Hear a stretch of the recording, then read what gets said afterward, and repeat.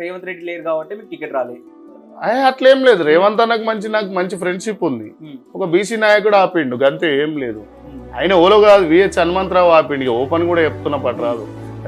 మీకు హనుమంత్ కూడా బీసీలు గెలవద్దు ఆయన నియోజకవర్గంలో, బీసీలు బాగుపడవద్దు హనుమంతరావుకు, బీసీలు బాగుపడవద్దు, బీసీలు ముందడుగు పోవద్దు. నేను ఒక్కరిని ఉన్న రోజులే సావచ్చిన రోజులు. ఎందుకు అంబర్పేటలో నీకు ఎమ్మెల్యే గెలవక 45 ఏళ్ళు అయింది, 50 ఏళ్ళకి వస్తుంది.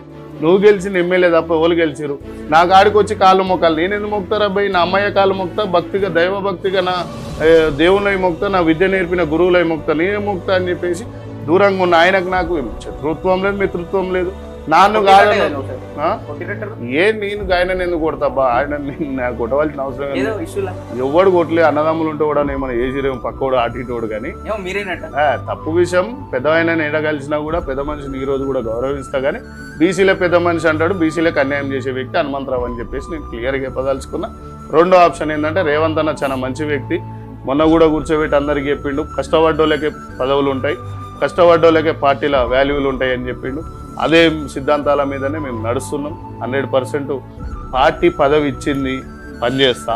పదవి ఇయ్యలేదు, పని చేస్తూనే ఉంటా.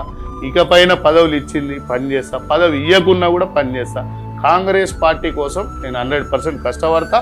ఫ్యూచర్లో కూడా నాకు ఒకవేళ టికెట్ ఇవ్వకుంటే కూడా కష్టపడి నేను ఏమంటున్నా అంటే, టికెట్ ఇవ్వకుంటే కూడా ఇండిపెండెంట్ అయితే గెలిచైనా మళ్ళీ కాంగ్రెస్లోకి వస్తాను. కాంగ్రెస్ను వదిలే పరిస్థితి లేదు.